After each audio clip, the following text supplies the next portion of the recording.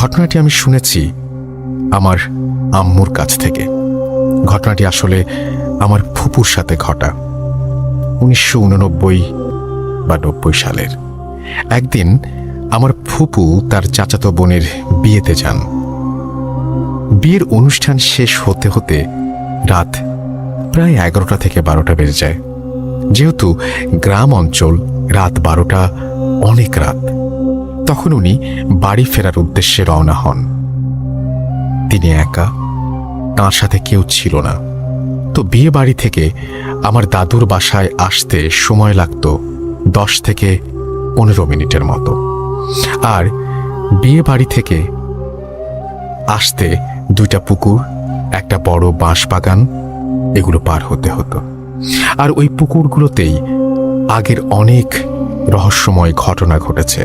আর যেহেতু আমার ফুপু একা, তিনি প্রথম পুকুরটা পার হয়ে দ্বিতীয় পুকুরটার সামনে আসেন যখন, তখন উনি দেখেন পুকুরের ঘাটে কে যেন এত রাতে একজন মহিলা টাইপের কেউ একজন গোসল করছেন। তো তিনি মনে করেন যে পাড়া প্রতিবেশীর কেউ হবে, কিন্তু আসলে ওইটা কোনো মানুষ ছিল না। তো তিনি প্রথমে বুঝতে পারেননি। তাই তিনি ওই মহিলাকে জিজ্ঞেস করছিলেন যে, আপনি এত রাতে ঘাটে গোসল করছেন কেন? আপনি এত রাত্রে ঘাটে গোসল করছেন কেন? তো আমার ফুপু প্রথমবার কোনো উত্তর পায় না। এভাবে তিনি আরো 2বার ডাক দেন, কোনো সাড়া নেই। তারপর তিনি ওই মহিলার একটু সামনে গিয়ে ডাক দিতে চান, কারণ আমার ফুপু একটি সাহসী ছিলেন। তাই আরো সাহস করে তিনি সামনে এগিয়ে যান। আর আমার ফুপু যতই সামনে যাওয়ার চেষ্টা করেন, ততই ওই অশরীরী মহিলা পানিতে নামতে থাকে। আর যখন আমার ফুপু ঘাটের শেষ সিঁড়ি পর্যন্ত নেমে যায়, তখনই ঠিক দেখতে পায় ওই মহিলাটির গায়ে একটা সাদা শাড়ি পরা। আর যখন আমার ফুপু বুঝে যায় যে ওনার সাথে খারাপ কিছু হতে চলেছে, তিনি সিঁড়ি বেয়ে উপরে ওঠার চেষ্টা করতে থাকেন। তখন ওই অশরীরী মহিলা আমার ফুপুকে টান দিয়ে পানিতে ফেলে ডুবিয়ে দেওয়ার চেষ্টা করে।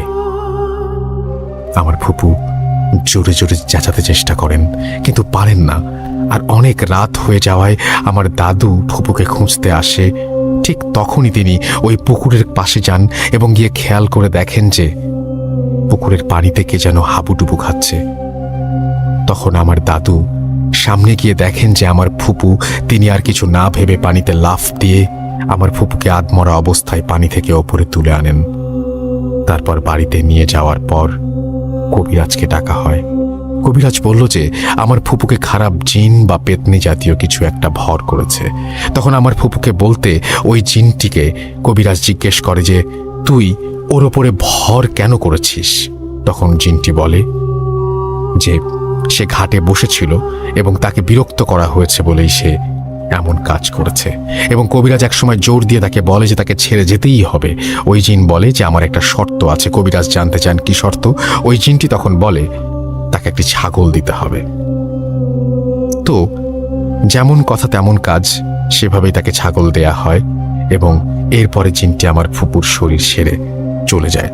আমরা এই সপ্তাহে যে ঘটনা পেয়েছি, সেই ঘটনার মধ্যে এই একটি ঘটনাই ছিল পড়ার মতো। আমি জানি যে আপনাদের কাছে এর চাইতেও ভালো ঘটনা রয়েছে। সেই ঘটনাগুলি আমাকে ইমেল করে পাঠাতে পারেন russell.booth.com@gmail.com এই অ্যাড্রেসে। যারা স্টুডিওতে এসে ঘটনা শেয়ার করতে চান, তারা নাম, ঠিকানা এবং ফোন নাম্বার সহ আপনার জানা বা আপনার জীবনে ঘটে যাওয়া ঘটনাটি পাঠিয়ে দিন। আর যারা স্টুডিওতে আসতে পারবেন না, তারা অডিও ক্লিপ পাঠাতে পারেন, অর্থাৎ ঘটনাটি রেকর্ড করে পাঠাতে পারেন আমার কাছে, অথবা আপনি লিখে পাঠাতে পারেন। এবং অবশ্যই উপরে উল্লেখ করবেন যে আপনি স্টুডিওতে আসতে পারবেন কি পারবেন না। যদি আপনি চান আমাকে আপনার ঘটনাটি পড়ে শোনাতে হবে, সেটাও উপরে লিখে দেবেন। তো এই ছিল আমাদের আজকের এপিসোডের প্রথম ঘটনা। আশা করছি আপনাদের ভালো লেগেছে।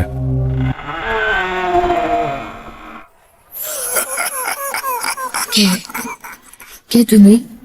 Booth.com. The fear returns with Russell.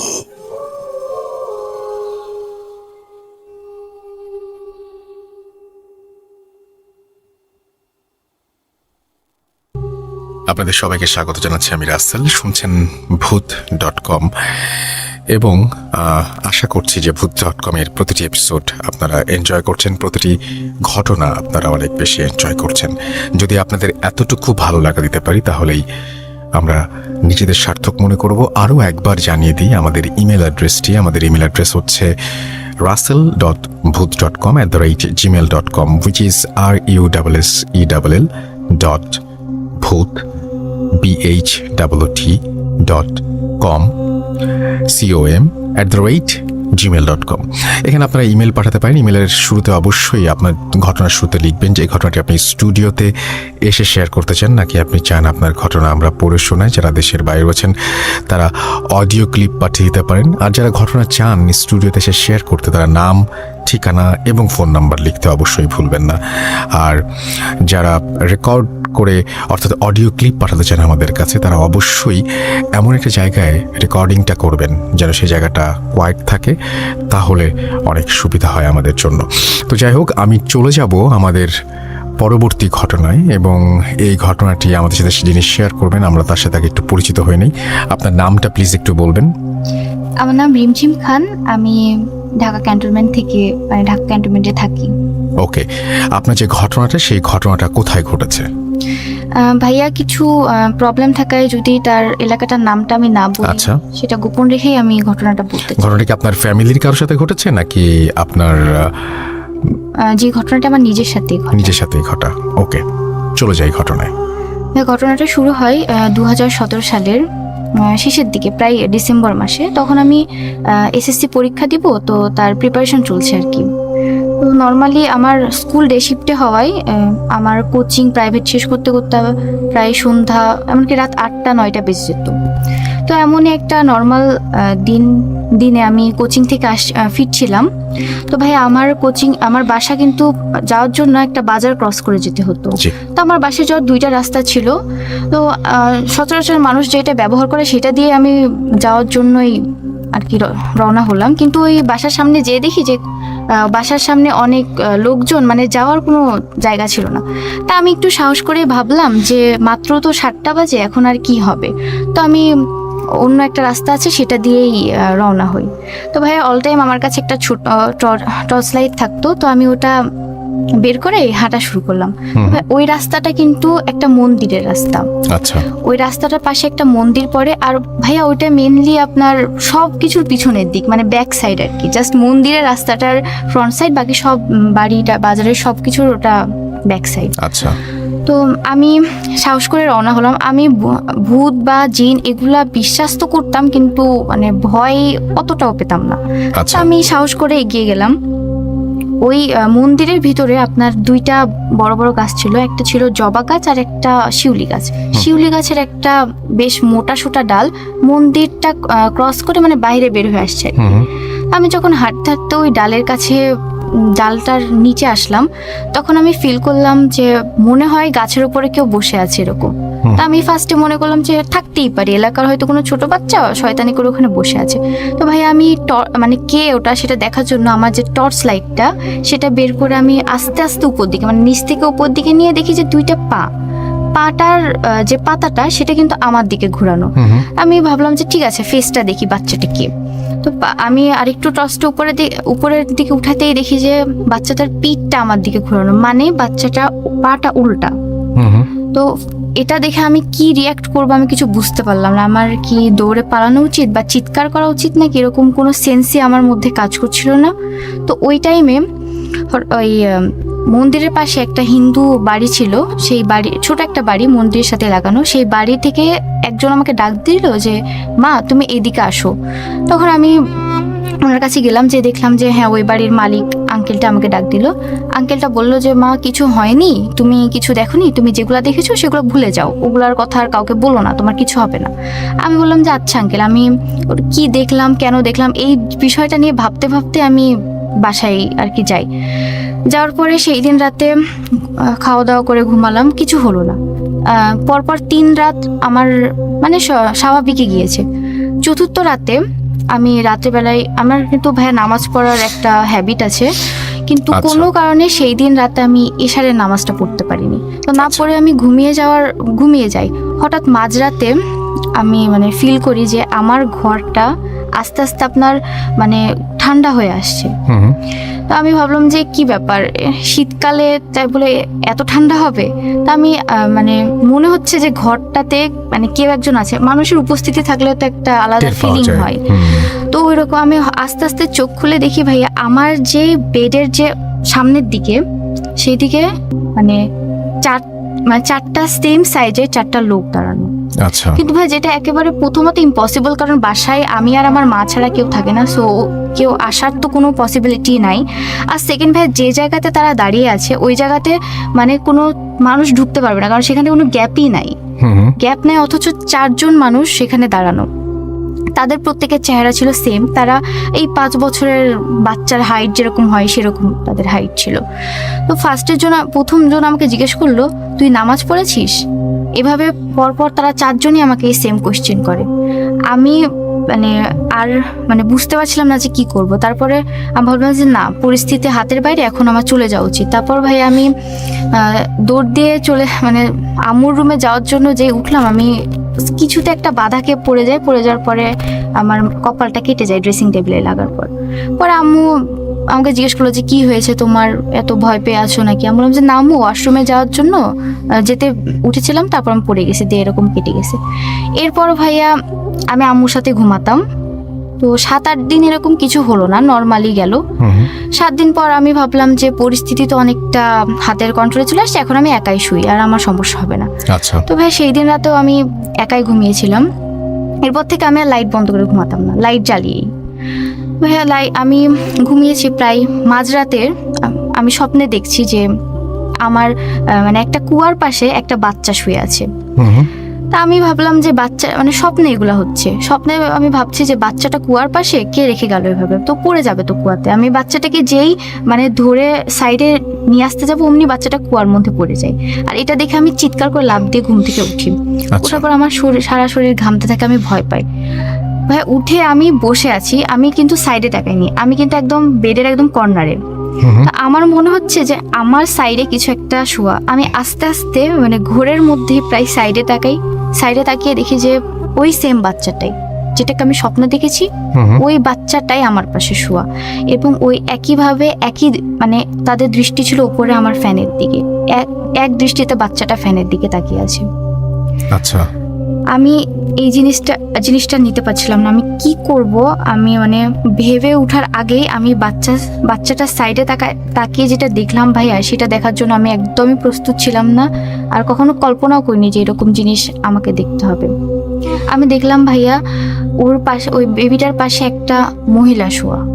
মহিলাটারও দৃষ্টি পুরা, আপনি নিজের চোখে দেখছেন একদম? জি ভাইয়া, আমি একদম নিজের চোখে দেখছি যে মহিলাটারও দৃষ্টি একদম সেম উপরের দিকে, তার পুরো বডি স্থির। আমি আরো বেশি অবাক হলাম ভাইয়া যখন ওর হাতের দিকে দেখলাম, ওই মহিলার ডান হাতটা ভাইয়া কন্টিনিউয়াসলি বেড়ে যাচ্ছে, মানে লম্বা হচ্ছে, একদম লম্বা হয়ে যাচ্ছে। আচ্ছা। লম্বা হতে হতে মানে পুরো আমার রুমের যে গেটটা, সেই গেট বরাবর চলে যাচ্ছে।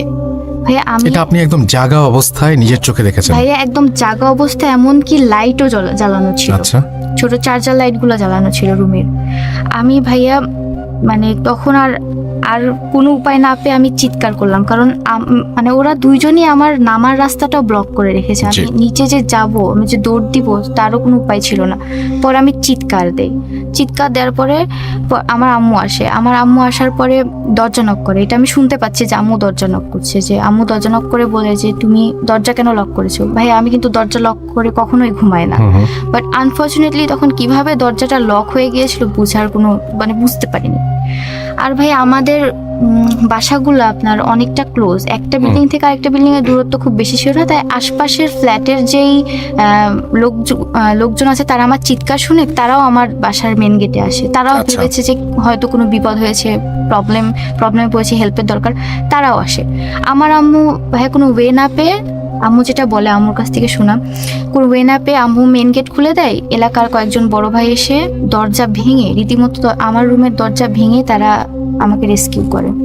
ভাইয়া 6 ঘন্টা পর আমার জ্ঞান ফেরার পর আমার আম্মুর কাছ থেকে যেটা শুনলাম সেটা হচ্ছে ভাই আমার ঘর নাকি পুরাটা পানিতে ভরা ছিল, মানে রীতিমতো ফ্যান থেকে টপ টপ করে পানি পড়ছে। ফ্লোরে যদি ভাইয়া পানি থাকে তাহলে বলা যায় যে হ্যাঁ বালতির পানি কেউ হয়তো ফেলেছে, কিন্তু আপনার থেকে রুফ থেকে কিভাবে পানি পড়বে, সেটা সেটাই। তো মানে টোটালি পসিবল না আর কি। তো ভাইয়া এরপর আমি আর মানে নিতে পারলাম না ভাইয়া, আমি আমার আম্মুকে সব কথা বলে দিলাম। সেই গাছের উপর ওই বাচ্চাটাকে দেখার পর থেকে শুরু থেকে যা হয়েছে সব বললাম। তো ভাইয়া এখানে বলি যে আমার দাদি কিন্তু আপনার এইসব জিন, তারপরে আমার দাদির কাছে কিন্তু জিন থাকে এবং তারা খুব অ্যাক্টিভ জিন। তো আমার দাদি হঠাৎ করে ওই দিন অ্যাক্টিভ বলতে কেমন অ্যাক্টিভ বলেন তো, কি active করে? বলতে কি করে আপনি আমার দাদি বাড়িতে যদি যান তাহলে আপনি রোজ রাতে দেখতে মানে মনে করেন যে আপনি বাসাটাকে অগোছালো করে রেখেছেন, ময়লা করে রেখেছেন, পরের দিন সকালে উঠে দেখবেন যে আপনার বাসা পুরো ক্লিন। তার মানে তারা ভালো কাজ করে। হ্যাঁ, একদম ভালো কাজ করে এবং তারা খুব ফ্রেন্ডলি, বিভিন্ন আচ্ছা। দিক থেকে সাহায্য করে। তো আপনাদের কোনো ভয় লাগে না ওই বাসায় যে এরা আছেন বা এরকম কিছু? এটা তো কোনো আগে ভয় লাগতো কিন্তু পরে মানে অভ্যাস হয়ে গেছে। তারাও তো আমাদের কেউ ক্ষতি করে না, রাইট রাইট। উপকারী করে। ওকে, তারপর কি বলছিলেন আপনি? সেখানে চলে যাই। তারপর ভাই সেই দিন সন্ধ্যাবেলায় হঠাৎ করে দাদি ফোন দেয়। দাদি কিন্তু এমনিতে অতটা আমার খোঁজ খবর নেয় না, দরকার হলে নেয়, না হলে নাই। তো সেই দিন হঠাৎ করে উনি ফোন দিয়ে আমার আম্মুকে বলেন যে কি ব্যাপার, ওর কি কোনো সমস্যা হয়েছে? আমার আম্মু বলে যে খামাখা টেনশন করবে, তাই আম্মু কিছু বলেনি। বলে যে না কিছু হয়নি, এই নর্মালি আছে। বলছে না, আমি স্বপ্নে দেখলাম যে ওর অনেক অসুস্থ, ওর অনেক মানে ওর সারা শরীর দিয়ে রক্ত বের হচ্ছে, এটা আমার দাদি স্বপ্নে দেখে। পরে আমার আম্মু বলে যে না কিছু হয়নি, আপনি টেনশন করেন না। তো ভাইয়া আমার আম্মু এটা চাপা দেওয়ার চেষ্টা করে, কিন্তু ভাই সেই দিন রাতে ভাই আমার জ্বর চলে আসে, প্রায় 103-এরও কিছুটা বেশি ছিল আম্মু যা বলে সেটা। আর ভাই আমার প্রচুর মানে ব্লিডিং শুরু হয় সেই দিন রাতে। তো আমার আম্মু মানে অস্বাভাবিকটা মানে লক্ষ্য করার পর আব্বুকে ফোন দেয়। আব্বু তখন মানে বাইরে ছিল আর কি, অন্য একটা জায়গায় পোস্টিং ছিল। তো ওখান থেকে আব্বুকে মানে জরুরি ভিত্তিতে এখানে নিয়ে আসে। আর ভাইয়া আমি তখন ওই এলাকার যে সিএমএইচ আছে তাতে জি। আমাকে অ্যাডমিট করা হয়। আচ্ছা। অ্যাডমিট বলে যে ওর হচ্ছে মানে কিডনিতে পাথর হওয়ার প্রাইমারি স্টেজে, আচ্ছা। এটা বলে ডক্টর। আর ভাইয়া তখন কিন্তু আমার এসএসসি পরীক্ষার অনলি 7 থেকে 8 দিন বাকি। খুব ক্রিটিক্যাল টাইম। জি ভাইয়া, 7 থেকে 8 দিন বাকি আর মাত্র পরীক্ষার। ডক্টর তো বলেই দিয়েছে ভাইয়া যে না, ও এবার আর এক্সাম দিতে পারবে না, এবারটা আপনারা গ্যাপ দেন। তো এটা শুনে তো আমার আব্বু আম্মু অনেকটা ভেঙে পড়েছে। আব্বু তো কিছুই জানে না, আব্বু তো ভেবেছে যে হয়তো এটা অসুস্থতা, কিন্তু আম্মু তো জানে ব্যাপারটা যে কি। তো এরপর কোনোভাবেই কিছু হচ্ছে না, ব্লিডিং বন্ধ হচ্ছে না। ডক্টর বললো যে না, একে ভর্তি থাকা লাগবে, মানে বাসায় নিয়ে যাওয়ার উপায় নাই। আচ্ছা। আর আমার দাদি কিন্তু ভাইয়া রীতিমতোই ফোন দিচ্ছে যে ওর কিছু একটা হয়েছে, তুমি বলো, আমি সব কিছু মানে টের পাচ্ছি। কিন্তু আমার আম্মু মানে কোনো ওয়ে না পেয়ে শেষমেশ বলল যে এরকম ও দেখেছে গাছের ওপর থেকে শুরু করে তারপরে ঘুমের মধ্যে এগুলা দেখে, তো এসব ওর সাথে হচ্ছে, এখন কি করা যায়? তখন আমার দাদি বলল তুমি আগে কেন এসব কথা বলনি, তাহলে তো এত দূর বিষয়টা গড়াতো না। তখন আমার দাদি বলল যে আমি যেটা বলছি সেটা করো, আর আব্বুকে যেন কিছু না জানায়, এটা বলো। দাদি বললো যে তুমি ওকে হসপিটাল থেকে বাসায় নিয়ে যাও। তখন আম্মু বলে যে হসপিটাল থেকে বাসায় নিয়ে যাও মানে ডক্টর যদি না রিলিজ করতে চায় আমরা কিভাবে নিয়ে যাবো, বলছে তুমি রিকোয়েস্ট করো। তখন আম্মুর রিকোয়েস্টে ডক্টর আঙ্কেল বললেন যে ঠিক আছে, এখন যেহেতু অনেকটা মানে কন্ডিশন একটু better। হ্যাঁ বেটার, তো আপনি বাসায় নিয়ে যান, বাট আমরা ওকে ট্রিটমেন্টের ভিতরেই রাখবো। তখন আম্মু বললো যে ওকে, ওর বাসায় ওর ট্রিটমেন্ট হবে। আমাকে বাসায় নিয়ে গেল ভাইয়া, বাসায় নিয়ে যায়। তখন এটা কি আপনার দাদির পরামর্শে? জি, দাদির পরামর্শে। বাসায় যখন নিয়ে যায় তখন ভাই সন্ধ্যা ছিল। সন্ধ্যাতে বাসায় নিয়ে যাওয়ার পর দাদি ফোন দেয়। দাদি আম্মুকে ফোন দিয়ে বলে যে ওকে ফোনটা দাও, আমি ওর সাথে একটু কথা বলবো। তারপর আমাকে ফোনটা দিল। আমাকে ফোন দিয়ে দাদি বলে যে দাদু যা হয়েছে এগুলোতে ভয় পাওয়ার দরকার নাই, আমি এখন তোমাকে যেটা বলি তুমি সেটা করো। আমি বলছি হ্যাঁ দাদি বলেন। বলছে আজকে রাতে তোমার ঘরে একজন আসবে যে তোমাকে সুস্থ করে দিয়ে যাবে, তুমি ভয় পাবা না, তুমি একদম ভয় পাবা না, আর হচ্ছে কাউকে কিচ্ছু বলবা না, যা দেখবা সেটা একদম চুপচাপ দেখবা, কোনো আওয়াজ করা যাবে না, ও যা করবে ওকে করতে দিবা। আমি বললাম যে ঠিক আছে দাদি, আমি ভয় পাবো না। তখন ভাইয়া যথারীতি সবাই ডিনার করে শুয়ে গেল। তারপর আমার আম্মু কিন্তু জানে যে এরকম কিছু একটা হবে আজকে রাতে। তো ভাই আমি শুয়ে আছি, আমি তো অপেক্ষা করছি যে জিনিসটা কি আমিও একটু দেখি। তো ভাই অনেকক্ষণ হলো কোনো রকম কোনো মানে কিছুই আন্দাজ করতে পারলাম না যে, তারপর আস্তে আস্তে কখন আমি ঘুমিয়ে পড়েছি আমার খেয়াল নেই। পরে প্রায় আপনার ফজরের আগ দিয়ে প্রায় 3টা বা 3:30 এরকম সময় হঠাৎ ভাইয়া আমি চোখ মেলতে দেখি আমার মানে ঘরটা ধোঁয়াতে মানে ভরে যাচ্ছে আস্তে আস্তে আস্তে আস্তে, অনেক কুয়াশা যখন একসাথে হয় যেরকম ওই রকমটা। পরে আমি সারা ঘরে একবার তাকালাম যে কি হচ্ছে। পরে ভাই আমি দেখি আমার মানে পায়ের দিকটাই মানে কুয়াশাগুলো জমাট বেঁধে আছে। আচ্ছা, জমাট বেঁধে আস্তে আস্তে সেগুলো একটা অবয়ব মানে একটা শরীরের আকার নিচ্ছে, একটা মানুষের আকার। পরে আমি মানে অনেক ভালো মতো সেই জিনিসটা লক্ষ্য করার পর দেখলাম যে ওটা একটা লোক, একটা লোক। মানুষে পরিণত হ্যাঁ, হলো। একটা মানুষে আচ্ছা। পরিণত হলো। মানুষটা অনেকটা জোব্বা পরে থাকলে যেরকম মানে ওর আকার হয় সেরকম, লম্বা কোনো পোশাক। হ্যাঁ লম্বা কোনো পোশাক, এবং মানুষটাও স্বাভাবিক হাইটের চেয়ে অনেকটাই লম্বা আর কি। তো ভাইয়া মানুষটা আমি দেখলাম যে সেই মানে লোকটা প্রায় আপনার 5 মিনিট ধরে স্থির মানে ওভাবে দাঁড়িয়ে আছে, নড়ে না চড়ে না কিছু করে না। 5 মিনিট ধরে যে জায়গাতে দাঁড়ানো ছিল সেইভাবেই দাঁড়িয়ে আছে। 5 মিনিট পর সেই জিনিসটা দেখলাম ভাইয়া মানে মুভ করে আমার পুরা ঘরকে মানে পুরা রুমটাকে ও একটা রাউন্ড দিল। আচ্ছা, আর ভাই এখানে আরেকটা বলি, আমি একটু ভুলে গিয়েছিলাম। আমার দাদি কিন্তু আমাকে বলেছিল যে চাল ভাজা আছে না, জি জি জি, চাল ভাজা, বলছে তুমি তোমার আম্মুকে বলবা যে 1 বাটি চাল ভাজা যেন তোমার পাশে কোনো একটা বাটিতে রেখে দেওয়া দেয়, হয়। আচ্ছা, রেখে দেওয়া হয়। তো ওকে। ওই দাদির নির্দেশ মতো চাল ভাজা ওখানে রাখা ছিল। তো ভাইয়া ওই জিনিসটা আমার পুরা রুমটাকে মানে রাউন্ড করে ঘুরে আসার পর ও এসে আমার যে টেবিলের উপর যেখানে চাল ভাজাটা রেখেছিলাম ওটার সামনে এসে দাঁড়ালো। ভাইয়া মানে জিনিসটা আমার থেকে মানে মাত্র 1 থেকে 1.5 হাত দূরে ছিল। আমি জি। দেখতে পাচ্ছি তার ফেসটা, আমি বুঝতে পারি না কিন্তু কিছু একটা আছে সেটা বুঝতে পারছি। পরে ভাইয়া ওই অত লম্বা মানুষটা মানে ঝুঁকে যেভাবে সিজদা করে সেভাবে ওই চালের বাটিটার উপর ঝুঁকে কিছু একটা করলো। করার পর ভাইয়া ওভাবে আবার ওই সিজদার রত অবস্থায় সে প্রায় 5 মিনিট আবার ওভাবে স্থির হয়েই ওই কি যেন করছিল। পরে 5-6 মিনিট পর সে আবার উঠে দাঁড়ালো, মানে সোজা হয়ে আবার আমার ঘরটা পুরা মানে চক্কর দিল, পুরো ঘরটাকে সে রাউন্ড করে কিছু একটা করলো।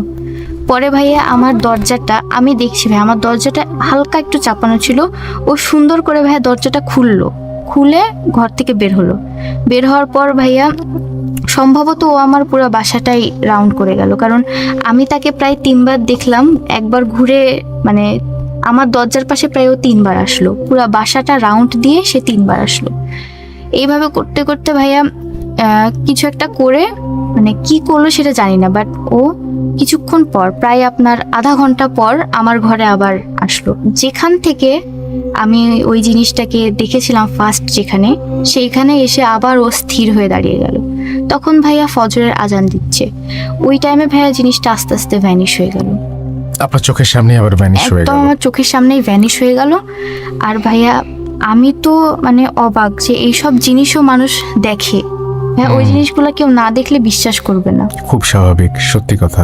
এবং আপনার চোখের সামনেই পুরো জিনিসটা ঘটেছে। এরপরে কি হলো? এরপরে ভাইয়া সকাল হওয়ার পরে ভাই আপনি বিশ্বাস করবেন কিনা জানি না ভাই, আমি উঠে দাঁড়ানোর যেখানে আমার ক্ষমতা ছিল না সেখানে ভাই আমি একটু ট্রাই করে দেখলাম যে আমি হাঁটতে পারছি, রীতিমতো আমি হাঁটতে পারছি এবং স্বাভাবিক কাজকর্মগুলো আমি করতে পারছি। পরে আবার আব্বু ডক্টরকে ডাকলো যে ও তো হাঁটাহাঁটি করতে পারছে। তখন ডক্টর আবার চেক আপ করে বললো যে ও তো এখন সুস্থ, ও তো মানে স্বাভাবিক কাজ তো করতে পারে, কোনো সমস্যা নাই। না মানে এটা জাস্ট মিরাকেল আর কি, যেটা কিভাবে হলো। মানে এটা আপনার জীবনে ঘটেছে একদম পুরোপুরি? জি ভাই, একদম আমার জীবনে ঘটা। এবং তখন আমি ভেবেছিলাম যে আপনাকে ওটা বলবো আর কি, কিন্তু আচ্ছা। সময়ের অভাবে আর কি তো হয়। তারপর থেকে কি এখন পর্যন্ত আর কোনো সমস্যা হয়েছে আপনার? ভাই সেরকম সমস্যা হয় না, কিন্তু আমার স্বপ্নে প্রচুর মানে আমি স্বপ্নে যা দেখি, বিশেষ করে ভাই আমি আমার মাকে নিয়ে স্বপ্নে যা দেখি সেটাই সত্যি হয়। ভাই এটা কি আমি বলবো? এটা আমরা তাহলে আরেকটা ঘটনায় বলবো। থ্যাংক ইউ সো মাচ, আপনার ঘটনাটা অনেক চমৎকার ছিল, আপনাকে অনেক ধন্যবাদ।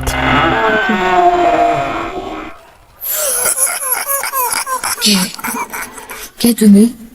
Bhoot.com. The fear returns with Russell.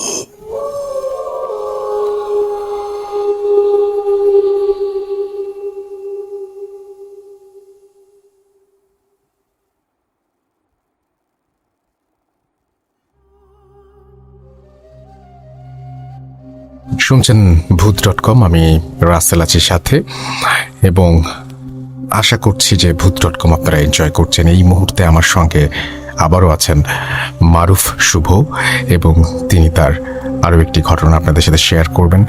আশা করছি যে এই ঘটনাটিও আপনাদের ভালো লাগবে। মারুফ শুভ, আপনার সেকেন্ড ঘটনায় আমরা যাই। জি, ধন্যবাদ রাসেল ভাই আমাকে সুযোগ করে দেওয়ার জন্য। তো এই ঘটনাটা পুরান ঢাকার একটা ঘটনা, আমার আঙ্কেলের সাথে ঘটনাটা ঘটেছে। তো এই আঙ্কেল আমাকে যেভাবে ঘটনাটা শেয়ার করেছে ওভাবে বলছি।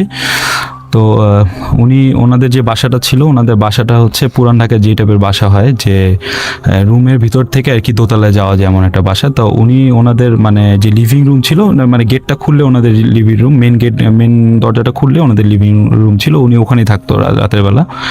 তো ওনার একটা মানে কুকুর ছিল, মানে ছোট থেকে সে কুকুরটাকে ইয়ে করেছে। তো রাতের বেলা ওনাদের বাসার সামনে একটা গার্ডেনের মতো জায়গা ছিল, ওখানে গাছটা ছিল, অনেক ইয়ে ছিল।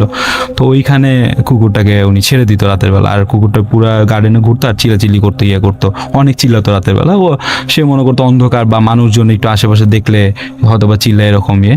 তো একদিন মানে ওনার রুমের মেন দরজাটা খোলাই ছিল, উনি রাতের বেলা ওখানে পড়ছিল।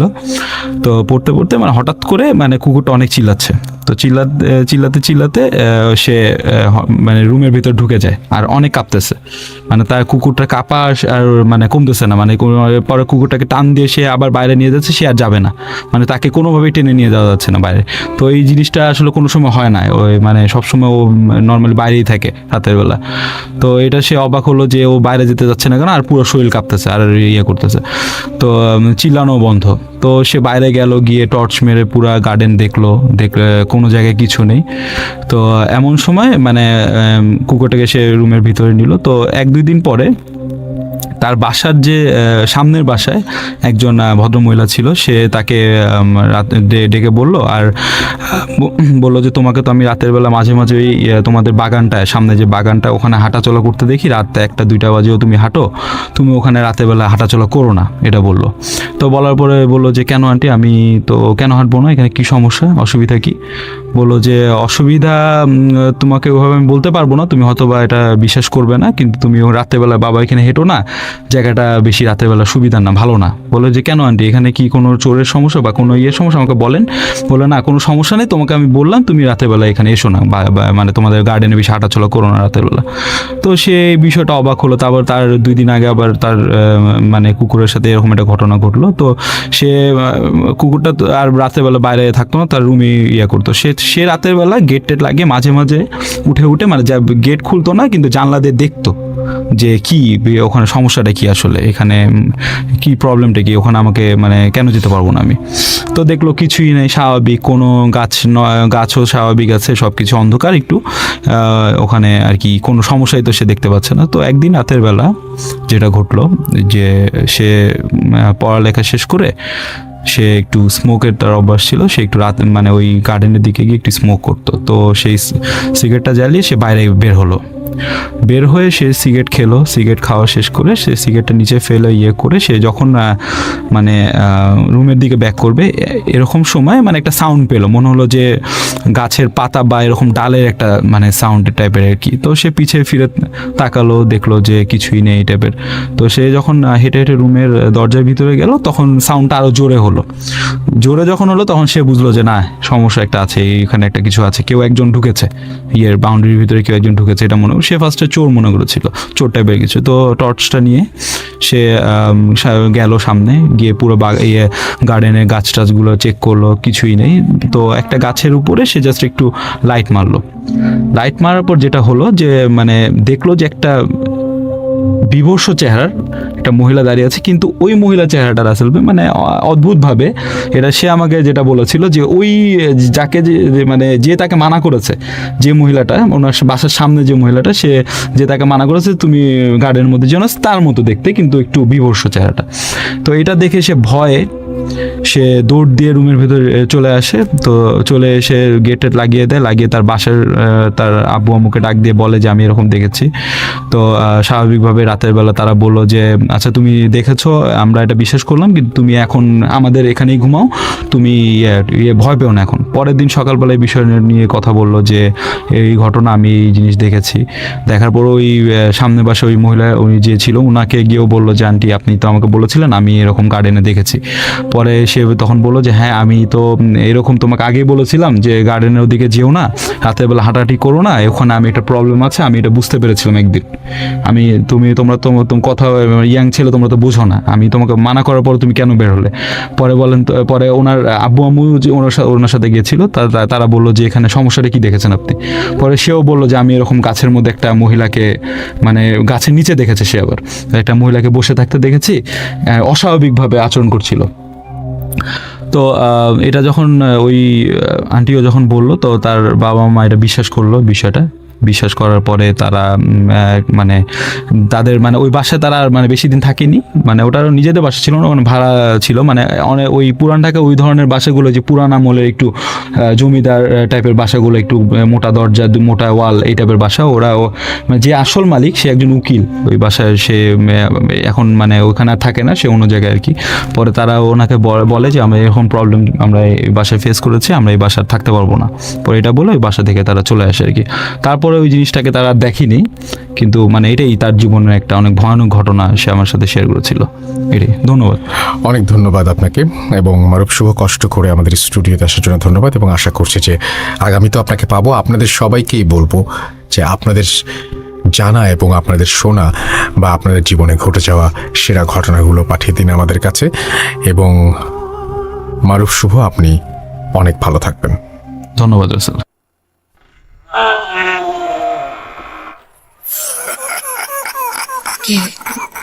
কে তুমি? Bhoot.com. The fear returns with Russell.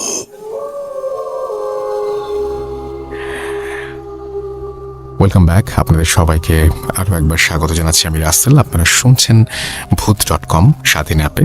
আমাদের আজকের ঘটনা আমরা কিছুক্ষণের মধ্যে আবারও শুরু করব। আমি একজন অতিথিকে আমন্ত্রণ জানিয়েছি, তিনিও আপনাদের সাথে ঘটনা শেয়ার করবেন। তার আগে আমি আপনাদের ইমেল অ্যাড্রেসটা একটু আপনাদের সাথে শেয়ার করি। আমাদের ইমেল অ্যাড্রেস হচ্ছে russell.bhoot.com@gmail.com, which is Russell RUSSELL.BHOOT.com@gmail.com. It's very easy. আর আমাদের দুটো ফেসবুক পেজ Bhoot.com নামে রয়েছে, এবং আমাদের Bhoot.com একটা গ্রুপও খোলা হয়েছে, যেখানে আপনারা আপনাদের ঘটনা শেয়ার করতে পারবেন, আমাদের নেক্সট প্ল্যান সম্পর্কে জানতে পারবেন, আমরা কোথায় যাচ্ছি, কি করছি, কারা আসছেন, আমরা ছবি শেয়ার করব, আমরা লাইভে এসে আপনাদের সাথে সরাসরি কমিউনিকেট করব, আপনাদের সাথে কথা বলবো, সেই ধরনের প্ল্যানও রয়েছে। সো আশা করব যে পুরোটা সময় আমাদের সঙ্গে থাকবেন। আমাদের আজকের অতিথি আমার পাশেই বসে আছেন। আপনার নামটা প্লিজ একটু বলবেন, তারপর আপনি কোথা থেকে এসেছেন সেটা একটু বলবেন, তারপরে আপনার ঘটনায় যাব। আসসালামু আলাইকুম। ওয়ালাইকুম সালাম। হ্যালো ডিয়ার লিসেনার, আমি হচ্ছে মোহাম্মদ আশিকুর রহমান। আমি আসছি মিরপুর মাজার রোড থেকে। আচ্ছা, তা আমি এখন যে ঘটনাটা আপনাদের সাথে বলতে যাচ্ছি সেটা হচ্ছে আপনার আমাদের এলাকারই। আমি থাকি হচ্ছে মাজার রোডে ফার্স্ট কলোনিতে, আর ঘটনাটা যেখানে ঘটছে সেটা হচ্ছে সেকেন্ড কলোনিতে। তো সেকেন্ড কলোনিতে আমাদের একটা ওইখানে ইংলিশ মিডিয়াম স্কুল আছে, মেথডিস্ট।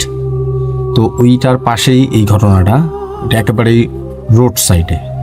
তো এখানে একটা প্লটের উপরে 3টা বাড়ি নির্মাণ করা আছে। তো মূলত কাহিনী ওই বাড়িটাকে নিয়েই। তো রাস্তার পাশে যেই বাড়িটা আছে ওই বাড়িটা অনেক আগে থেকেই ওইটার মধ্যে অনেক ধরনের সমস্যা চলতেছে। এমনকি আমরা ওইখানকার কিছু স্থানীয় লোকজনদেরকে জিজ্ঞাসা করে যতটুকু জানতে পারলাম যে ওই বাসার মধ্যে একজন হাজি আছে, সে আপনার 4 ওয়াক্ত নামাজকে বিশ্বাস করে, বাট 5 ওয়াক্ত সে পড়ে না আর কি। তো সে নাকি এরকম বদজিন পালে অথবা তাদের সাথেই থাকে, এরকম কিছু একটা আর কি আছে।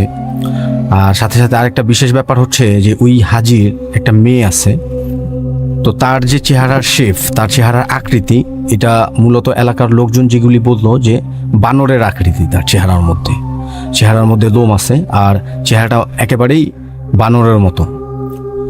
তো আমরা 5-6 জন ফ্রেন্ড মিলে একদিন একটা অ্যাডভেঞ্চার করার চিন্তা ভাবনা করি। তো আমাদের ফ্রেন্ডের মধ্যে বদি ছিল, লটু ছিল, সাদ্দাম ছিল এবং কাকা অনেক ছিল। তো এরকম আর কি 5-6 জন মিলে তো আমরা একটা অ্যাডভেঞ্চার করার প্ল্যান করি। তো যেই কথা সেই কাজ অনুযায়ী আমরা ওই বাড়ির ওইখানে চলে যাই। তখন রাত আনুমানিক 12:30 থেকে 1টা এর মধ্যেই আর কি। তো আমরা এর আগে একটা কথা বলে রাখি, সেটা হচ্ছে যে ওই বাড়িটার ওই প্লটের ওইখানে 3টা বাড়ি আছে। তো মূলত প্রত্যেকটা বাড়ি 5-6 তলা কইরা। তো রোড সাইডে রাস্তার পাশে যে বাড়িটা আছে ওই বাড়িটা হচ্ছে 4 তলা। আর ওই বাড়িটার সাথেই রহস্যের অনেক কিছু আছে। যেমন ওই বাড়ির মধ্যে বেশ কিছু বছর আগে একটা মাদ্রাসা তৈরি করা হয়েছিল।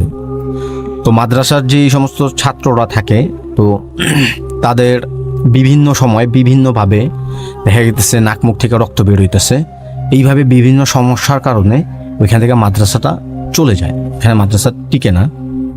তো এই মাদ্রাসা যাওয়ার পরে ওই বাড়ির নিচে বেশ কয়েকটা দোকান তৈরি করে ওই বাড়ির মালিক। তো দোকানগুলি তৈরি করার পরে ওই দোকানে ওইখানে 2টা দোকান ভাড়া হয়। এর মধ্যে একটা দোকান থাকে পাইপের আর একটা দোকান হচ্ছে থাইয়ের। তো ওই দোকান যখন রাত্রেবেলা অফ করে রাখা যায়, তো সকালবেলা যখন সে দোকান খুলতে আসে, তো দোকানের ভেতরে যে সমস্ত পাইপ, যেমন ওই ইউপিভিসি পাইপ আছে, বিভিন্ন প্লাস্টিকের পাইপ, এগুলি সমস্ত কিছু এলোমেলো এবং ভাঙাচোরা। দোকানটা পুরো গোছালো অবস্থায় রেখে যেত। আর সকালবেলা যখন আসতো তো এইভাবে এলোমেলো আর ভাঙাচোরা অবস্থায় এরকম থাইয়ের দোকানেরও সব কিছু এলোমেলো থাকতো। আচ্ছা। তো এইভাবে পালাক্রমে চলতে থাকে। তো একটা পর্যায়ে ওই দোকানদার দোকান ছেড়ে চলে যায়। আচ্ছা, মানে ভয়েই চলে যায় কোথায়? ভয়ে চলে যায়।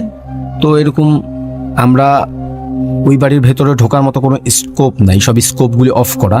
তো ওই বাড়িতে যদি সচরাচর কেউ এমনিতে ঢুকতে যায়, তো এলাকার লোকজন আছে যারা আর কি ঢোকার জন্য বারণ করে। আচ্ছা। তো আমার একটা ফ্রেন্ড আর কি আমার একটা জুতা ওইখানে, মানে জুতাটাকে ওইখানে ফেলে দিতে বলে। তা আমি ওই জুতাটাকে ওইখানে ফেলে দিই। এরপরে আমাদের যে আমাদের সাথে ছিল অনেক কাকা, অনেক, তার আমরা কাকা বলে ডাকি। তো সে আমাদের বলে যে আমি দেয়ালের সাইডে দাঁড়াইছি, তুই ভিতরে যা। তো আমি ভিতরেই জুতার জন্য আর কি জুতাটাকে আনার জন্য ভিতরে যাই। তো রাসেল ভাই, ওইখানে আসলে পানি পড়ার মতন কোনো ব্যবস্থা নাই, যেহেতু এটা অনেক বছর যাবৎ বন্ধ। ওটা একেবারেই অকেজ। ওইখানে পানি, বিদ্যুৎ, গ্যাস এগুলির সংযোগ পুরোপুরি বিচ্ছিন্ন।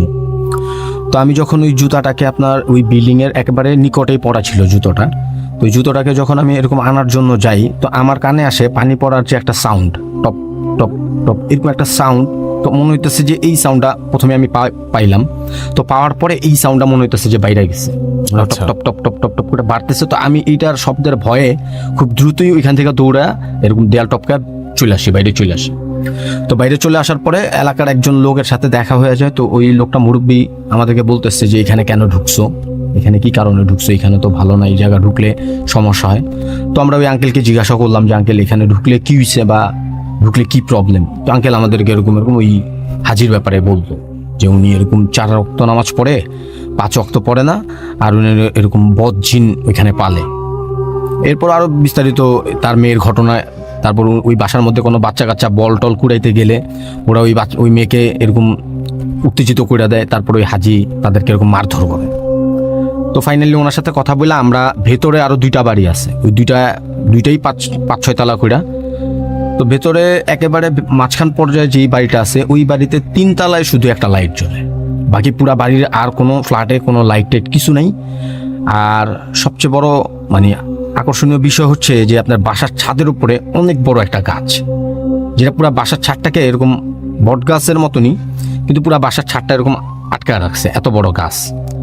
তো আমরা পুরা গলির মধ্যে যাই। তো গলির মধ্যে যাওয়ার পরে সাইডে আরেকটা বাসা আছে, ওই বাসাটার 2 তলায় সম্ভবত কিচেন রুম। তো ওইখানে একটা লাল 100 ওয়াটের সম্ভবত লাইটটা তো ওইটা জ্বলতেছিল। তা আমাদের একটা ফ্রেন্ড ছিল, ও সাদ্দাম, ও একটা ফোনের মধ্যে ডিভাইস নিয়ে আসছে। হ্যাঁ, ওটা বলতেছে যে গোস্ট প্রোটেক্ট, এরকম একটা কিছু বলতেছে, একটা অ্যাপ। তো ওইটাকে আমাদেরকে যেটা বললো যে হ্যাঁ এটা অরিজিনাল, এটা দিলে আসলে কোথায় কি আছে এই জিনিসগুলি বোঝানো যায় বা হ্যাঁ বোঝা যায়। হ্যাঁ এই জিনিসগুলি জানা যায়।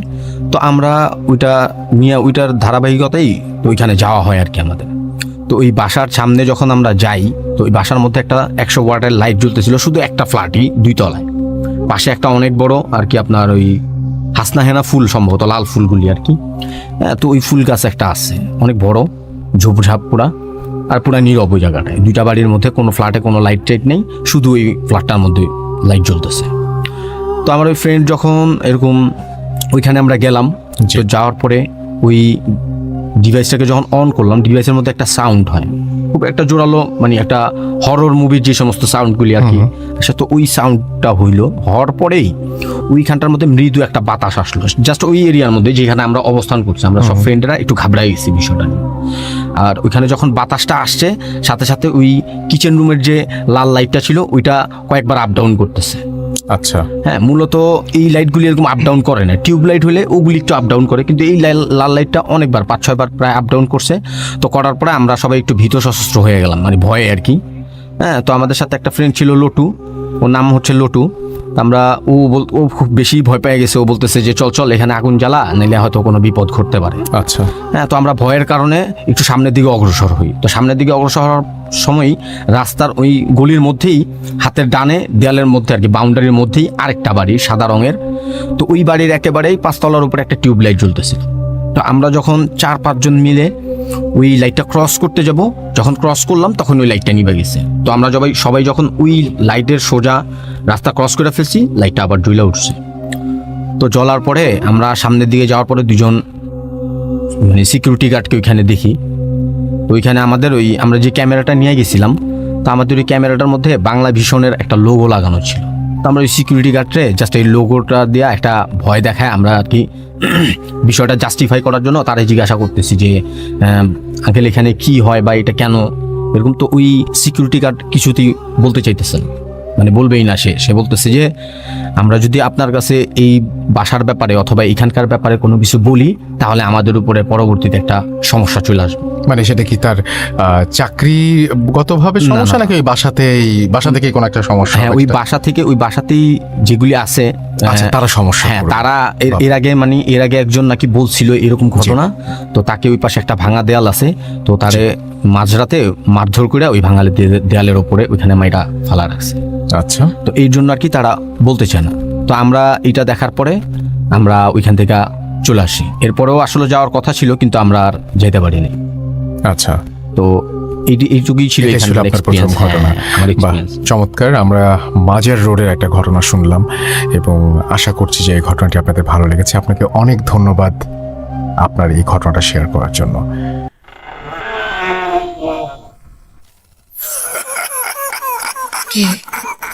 কে তুমি? Bhoot.com. The fear returns with Russell.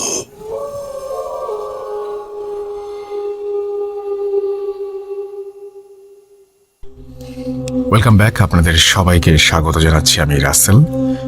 শুনছেন ভূত.com এবং আমি আরও একবার মনে করিয়ে দিই আমাদের ইমেল অ্যাড্রেসটা। আমাদের ইমেল অ্যাড্রেস হচ্ছে ভূত.com এর যে ইমেল অ্যাড্রেসটা সেটা হচ্ছে russell.booth.com@gmail.com।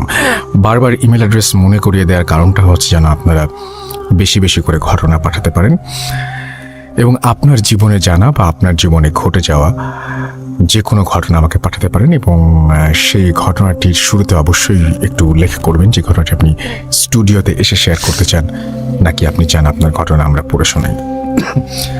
যারা দেশের বাইরে রয়েছেন তারা অডিও ক্লিপ পাঠাতে পারেন বা লিখেও পাঠাতে পারেন ঘটনাটি। এবং আমাদের অডিও ক্লিপ পাঠানো খুব ইজি। আপনি যদি একটা কোয়াইট একটা প্লেসে যদি আপনি আপনার মোবাইল ফোন দিয়ে রেকর্ড করেন, তাহলে সেটা রেকর্ড করে আমাদের কাছে যে কোনো মুহূর্তে কিন্তু আপনি চাইলে পাঠিয়ে দিতে পারেন। যাই হোক, আমার সঙ্গে মারুফ শুভ উপস্থিত আছেন এবং তিনি আমাদেরকে আজকে, তিনি মিরপুর থেকে এসেছেন এবং তিনি আমাদেরকে আজকে তার একটি ঘটনা শোনাবেন এই মুহূর্তে। চলুন তার কাছে সরাসরি চলে যাই এবং তার ঘটনাটি শুনে আসি। মারুফ শুভ, আপনাকে স্বাগতম ভূত.com-এ এবং চলুন আমরা সরাসরি আপনার ঘটনায় চলে যাই। ধন্যবাদ রাসেল ভাই। এই ঘটনাটা ঘটেছিল আমার একটা ফ্রেন্ডের ভাইয়ের সাথে। জি। তো তারা মানে তাদের গ্রামের মানে তারা ঢাকাতেই থাকতো, তো তারা তাদের গ্রামের বাসায় যাওয়ার জন্য, তো তাদের গ্রামের বাসা হচ্ছে বরিশালে, তো সেখানে যাওয়ার জন্য তারা মানে লঞ্চ ঘাটে গেল। তো ওইখানে গিয়ে মানে যে তাদের সাথে যেটা হলো রাসেল ভাই, মানে বিষয়টা হচ্ছে মানে লঞ্চের যে ইয়েটা থাকে, ঘাটের যে পোর্শনটা থাকে, ওটা জায়গাটা খালি একটা মানে ফাঁকা জায়গা থাকে। তো ওই ফাঁকা জায়গা দিয়ে যেটা হলো মানে ও লঞ্চে, ওর ভাই উঠে অলরেডি, আমার ফ্রেন্ড যে সে উঠে গেছে লঞ্চের ভিতরে, তো আর ও তখন উঠতে পারেনি, মানে ও আর কি তার মধ্যে সে যাবে আর কি লঞ্চে উঠবে। তো ওই মুহূর্তেই তার হাতে ব্যাগ ছিল, স্বাভাবিক বিষয়, ব্যাগ ট্যাগ তো থাকবেই। তো ব্যাগটা ওর ভাইকে দিতে গিয়ে মানে একটা অ্যাক্সিডেন্টলি সে ওই পানির মধ্যে পড়ে যায়। তো পানির মধ্যে পড়ে যাওয়ার পরে যেটা হলো, ওইটা কিন্তু রাসেল ভাই লঞ্চ আর ঘাটের যে পোর্শন, ওই জায়গাটাই যেহেতু ওটাতে একটু বেশি গভীর হওয়ার কথা না ওই ইয়েটা। তো যখন সে পড়ে যায় ওখানে, তো যখন সে পানির মধ্যে ছিল, তো তার মোটামুটি মানে এটা পরবর্তীতে জানা গিয়েছে আর কি। তো মানে পানিতে পড়ে যাওয়ার পর আমার ফ্রেন্ড, আমি পড়ে যাওয়ার সময় কি ঘটেছিল ওটা বলছি। তো আমার ফ্রেন্ড তো সাথে সাথে মানে গেল, গিয়ে দেখলো, ইয়ে করলো, তো আরও লোকজন ইয়ে করলো, মানে তার কোনো ওখানে খোঁজ নেই। তো পানির মধ্যে মানে নামলো লোক, পানিতে ঝাঁপ দিয়ে দেখলো, মানে ওই ওটুক জায়গার ভিতর তাকে আর খুঁজে পাওয়া যাচ্ছিল না। ওইটা খুবই অল্প জায়গা, অল্প জায়গা, কিন্তু ওখানে যে তাকে আর পাওয়া যাচ্ছিল না, এবং খুব মনে হয় গভীরও না। হ্যাঁ। তো সে জায়গা পাওয়া যাচ্ছে না। তো ওই জায়গাটার মধ্যে মানে যে জায়গা, ও অনেক খোঁজাখুঁজির পরও অনেকক্ষণ পরে মানে একটা সাইড দিয়ে সে ভেসে ওঠে, অজ্ঞান অবস্থায় সে ভেসে ওঠে।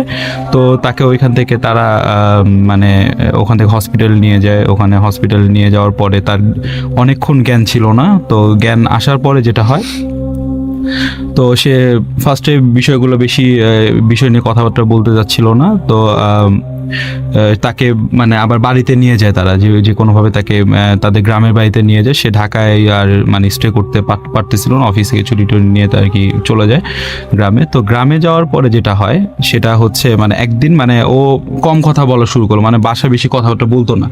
এই ঘটনাটা ঘটার পরে সে কথাবার্তা, তাকে জিজ্ঞেস করলো যে কিভাবে তোমাকে খুঁজে পাওয়া যাচ্ছিল না, এটা হয়েছে, এটা অ্যাক্সিডেন্ট হতেই পারে, কিন্তু সেই বিষয়টা নিয়ে কথা বলতো না, আর খুবই কম কথা বলা শুরু করলো। তো এই জিনিসটা যখন হচ্ছিল, তখন সে তারপর হঠাৎ করে একদিন মানে ওনার সাথে ওনার একটা কাজিন ছিল, তো রাতের বেলা সে একটা মানে চিৎকার দিয়ে ওঠে। তো যখন সে চিৎকার দিয়ে ওঠে, তখন চিৎকার দিয়ে বললো যে আমি একটা মানে শ্যাডোর মতো সে রুমের মধ্যে দেখতে পাই। তো সেই দিন সে বাসায় সবাই আসে, এসে বললো যে কি দেখেছো তুমি, বা কি হয়েছে ওইখানে। তো সে বললো যে আমি তো এতদিন তোমাদেরকে বলিনি, আমার সাথে আমি যখন পানিতে পড়ে গিয়েছিলাম ওই সময় আমার সাথে একটা অস্বাভাবিক ঘটনা ঘটেছিল। আচ্ছা। তো আর যেটা মানে ওর যে দাদা ছিল, ও সে দাদার সাথে অনেক ক্লোজ ছিল, আর ও সে গ্রামের বাড়িতে তার 2 বছর আগে সে মারা যায় আর কি। অনেক ক্লোজ ছিল, মানে সে গ্রামের থেকে যখন সে গ্রাম থেকে ঢাকায় আসে তখন মানে অনেক ক্লোজ যেটা বলে। তো মানে অনেক দাদাকে মিস করতো, মানে ওখানে বারবার চলে যেত গ্রামে। তো দাদা মারা যাওয়ার পরে সে আর কি অনেক দাদাকে মিস করতো, বা অনেক আর কি করতো, যে অনেক মানে কষ্ট পেয়েছিল এই বিষয়টা, মানে দাদা মারা যাওয়ার পরে। তো সে যেটা বললো, মানে যেদিন সে পানিতে পড়ে যায়, সেদিন পানিতে পড়ে যাওয়ার পর সে দেখতে পেয়েছিল, মানে যখন সে পানিতে পড়ে যায় তার এতটুকুই দেখলো যে মনে হলো যে মানে তার চোখের মধ্যে ভাসতেছে যে তার দাদাও কিন্তু, দাদার সাথে তার কিন্তু নানাও মারা গিয়েছিল। আচ্ছা। তো সব মৃত লোককে সে দেখতে পাচ্ছিল, মানে পানির ভিতরে। মনে হচ্ছে যে তার পাশে তার দাদা আছে, মানে দাদি বেঁচে ছিল, নানা আছে, যারা যারা আর কি আত্মীয় স্বজন ক্লোজ ছিল তখন দেখতে পাচ্ছিল। তো এটা দেখে সে জাস্ট মানে দেখলো যে তার মানে কেউ একজন তাকে মানে সে তার কোনো সে উপরে উঠতে পারতেছিল না, বা কোনোভাবেই সে করতে পারতেছিল না। তো সে মানে তাকে কোনোভাবেই মানে মনে হলো কেউ একটা ধাক্কা দিয়ে তাকে পানির উপরে করে দিল। তারপরে তার আর কি কোনো জ্ঞানই ছিল না ওই মুহূর্তটায়। তো এই ঘটনাটা বললো। তো আর আছে যেদিন সে ভয় পেয়েছিল, সে মনে হলো মানে সে দেখলো যে মানে ওনার দাদার শেপেরই একজন লোক মানে তার রুম থেকে আর কি তার মাথার কাছে দাঁড়িয়ে ছিল, তো রুম থেকে বের হয়ে গেল। তো এই বিষয়টা যখন দেখলো, তো ওনার বাসায় কেউই বিশ্বাস করতেছিল না ব্যাপারটা। তো বললো যে এটা আসলে তুমি হয়তোবা তোমার দাদাকে তুমি অনেক করতে, এই কারণে হয়তোবা তুমি দেখেছো। কিন্তু তার দাদি আবার, যেটা তার দাদি যে ছিল, সে আবার তার কথাটা বিশ্বাস করে বললো যে না, এটা ও দেখতেও পারে। ঠিক আছে, মানে সে এই কথাটা বললো। তো সে আর আরেকটা বিষয় আসল ভাই, যেটা সে মাঝখানে একদিন সে স্বপ্ন দেখেছিল যে তার দাদা কিন্তু অস্বাভাবিকভাবে মারা গিয়েছিল। অস্বাভাবিকভাবে বলতে যে সে মানে মাছ ধরতো বা অনেক সে মাছটা ইয়ে করতো, তো পানিতে ডুবে মারা গিয়েছিল, মানে পানিতে অস্বাভাবিকভাবে পানিতে পড়ে সে মারা যায় আর কি। মানে কিভাবে পানিতে পড়লো বা এই টাইপের আসলে পরবর্তীতে জানা যায়নি। তো সে মানে আমার ওই ফ্রেন্ডের যে ভাই, সে দেখলো যেটা যে মানে স্বপ্নে দেখছিল যে তার দাদা মানে মানে পানিতে মনে হচ্ছে কি কোনো একটা মানে একটা শ্যাডোর মতো মনে হচ্ছে যে ল্যাঞ্জা আছে এমন একটা কিছু তার দাদাকে পানির মধ্যে নিয়ে টেনে নিয়ে চলে যাচ্ছে আর কি, এরকম একটা স্বপ্নও দেখলো। তো এই বিষয়টা যখন মানে বাসা সবাইকে বললো বা আমি এরকম স্বপ্ন দেখেছি বা আমার দাদার টাইপের একজন শেপের একজন আমার রুমে দেখেছি, এগুলো বলার পরে তো তারা ওনার দাদি বাদে কেউ বিশ্বাস করছিল না। তো এই বিষয়টা সে একা গিয়ে পার্সোনালি গিয়ে হুজুরকে বলে, ওর এলাকার যে হুজুর আছে সে হুজুরকে বলে যে আমি এরকম দেখেছি, আমি এরকম ঢাকা থেকে আসার সময় আমি এভাবে পা পিছলে পড়ে গিয়েছিলাম, তখন আমি পানির মধ্যে এগুলো দেখেছি, মৃত মানে আমার দাদা তো মৃত, আমার নানাকেও দেখেছি, মৃত লোকগুলোকে দেখেছি। পরে বললো যে আসলে এই বিষয়টা তো মানে হওয়ার কথা না, এরকম তুমি হয়তো বা ভুল দেখেছো বা ভয় পেয়ে হয়তো হ্যাঁ ভয় পেয়ে হয়তো বা দেখেছো বা তুমি পানিতে পড়ে যাওয়ার পর, কারণ ওটা তো বেশি গভীরও না পানিটা। পরে বললো যে সে এটাই বললো যে আমি তো ওখানে দাঁড়ালে মানে মাথা সমান পানি আসবে আর কি, মানে ডুবে যাওয়ার মতো না পানি জায়গাটা।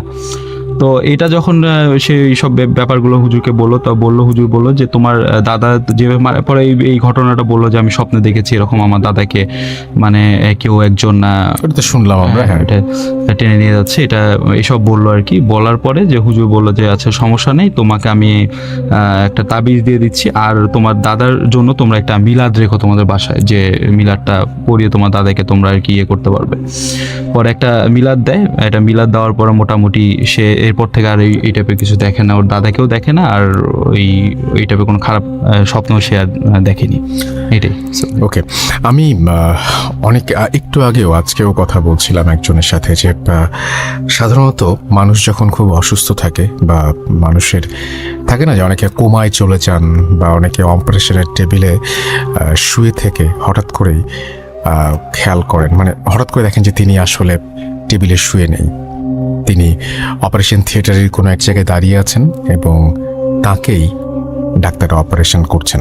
এরকম ঘটনা কিন্তু এর আগে ঘটেছে, আমি শুনেছি এবং আপনারাও নিশ্চয়ই শুনেছেন আমার কাছ থেকে। কিন্তু যে ব্যাপারটা রিসেন্টলি আমার শোনা, সেটা হচ্ছে আমার খুবই কাছের একজন রিলেটিভ, তিনি হসপিটালে ছিলেন এবং তিনিও এরকম আইসিইউতে ছিলেন, এবং তিনি আইসিইউ থেকে বের হয়ে এসে একদম শেষ পর্যায়ে পর্যন্ত চলে গিয়েছিলেন। তিনি ফিরে এসে আমাদেরকে যখন বললেন, অদ্ভুত এক বর্ণনা দিলেন, অনেকটা এই গল্পটার মতোই।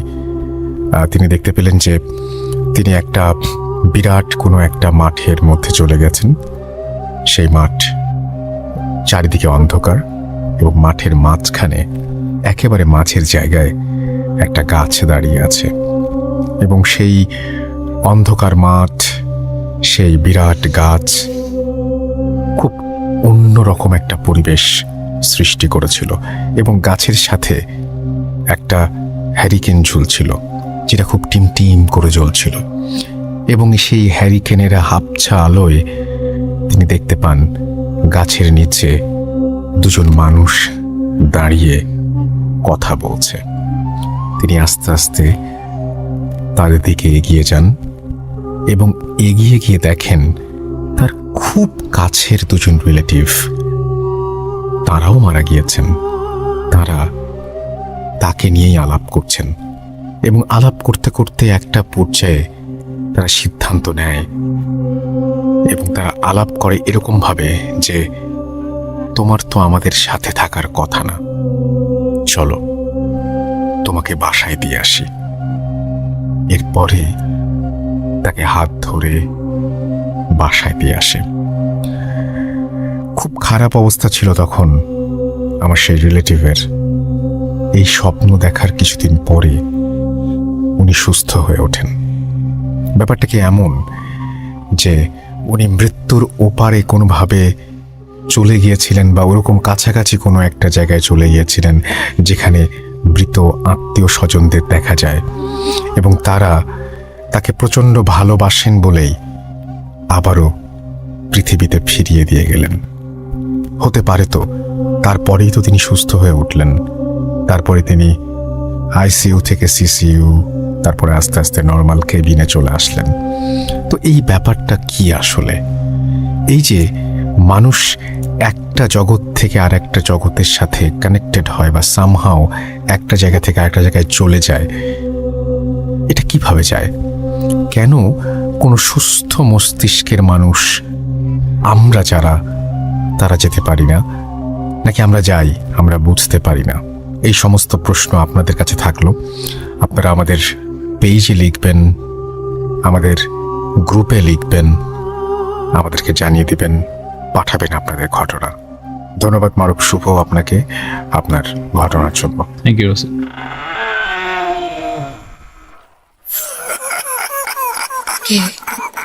কে তুমি? Bhoot.com. The fear returns with Russell.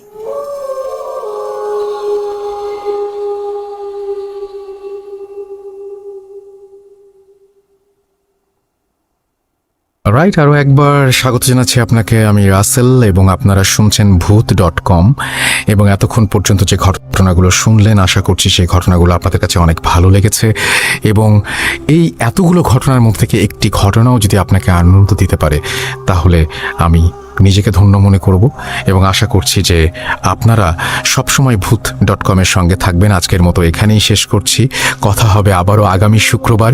সেই পর্যন্ত সবাই ভালো থাকুন, সুস্থ থাকুন, সুন্দর থাকুন। এবং আরও একবার আপনাদের মনে করিয়ে দিতে চাই যে আমাদের যে ইমেল অ্যাড্রেসটা, সেটা হচ্ছে ভূত.com-এর যে ইমেল অ্যাড্রেসটা, সেটা হচ্ছে russell.booth.com@gmail.com। আমাদের ফেসবুক পেজগুলোতেও আপনারা সবসময় আমাদের সাথে যোগাযোগ করতে পারেন এবং একইভাবে আপনি আমাদের ঘটনা পাঠাতে পারেন সবগুলো মাধ্যমেই। তবে ইমেল করলে বেটার, আমার জন্য সবসময় ইমেল করলে বেটার, সেটাই বলবো। ভালো থাকুন, সুস্থ থাকুন এবং মোস্ট ইম্পর্টেন্টলি স্বাধীন থাকুন প্রতিটা মুহূর্তে। Tata.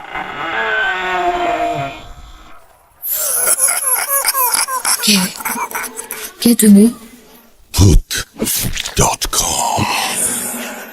The fear returns with Russell.